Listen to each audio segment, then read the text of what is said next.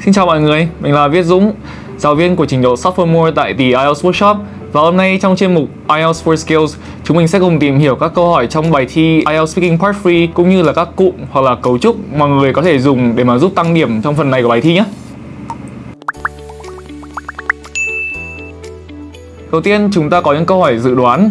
Đối với những câu hỏi này, đề bài sẽ yêu cầu mọi người đưa ra dự đoán rằng cái gì đấy sẽ thay đổi như thế nào trong tương lai. Ví dụ, giám khảo có thể hỏi mọi người là What do you think cars will be like in the future?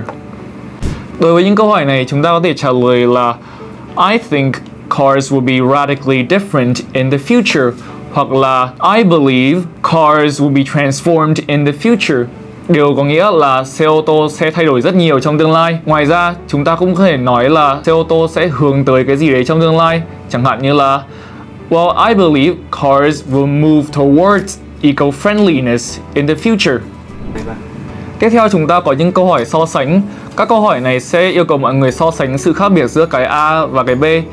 Ví dụ, So, what are the differences between famous people nowadays and those in the past? Để trả lời những câu hỏi này, mọi người có thể bắt đầu bằng Well, I believe there are some notable differences that I could name. Tôi tin rằng có vài điểm khác biệt đáng chú ý mà tôi có thể nói ra. Sau đó, chúng ta có thể nói rằng hai thứ đó rất là khác nhau. They are polar opposites. Có nghĩa là hai thứ đó là hai cực trái ngược nhau. Hoặc là They could not be more different. Họ không thể nào khác nhau hơn được nữa. Tương tự, để nói rằng hai thứ gì đó giống nhau, chúng ta có thể bảo là They are two sides of the same coin. Là hai mặt của một đồng xu rất là giống nhau. Hoặc là They could not be more similar. Chúng không thể giống nhau hơn được nữa. Ngoài ra, chúng ta còn có các câu hỏi về nguyên nhân. Chẳng hạn như là Why are children attracted to new things? Đối với những câu này, để trả lời rằng mấu chốt của vấn đề nằm ở hoặc là nguyên cốt lõi là ở, mọi người có thể dùng cụm là It comes down to hoặc là It boils down to. Ví dụ, đối với câu vừa rồi mình có thể trả lời là I believe this boils to children's natural curiosity to all things. Có nghĩa là tôi tin rằng mấu chốt của vấn đề này nằm ở cái sự tò mò tự nhiên của trẻ em đối với mọi thứ xung quanh. Tiếp theo, chúng ta có những câu hỏi về mặt lợi hoặc là mặt hại của cái gì. Chẳng hạn như là Is it good to provide people with free education?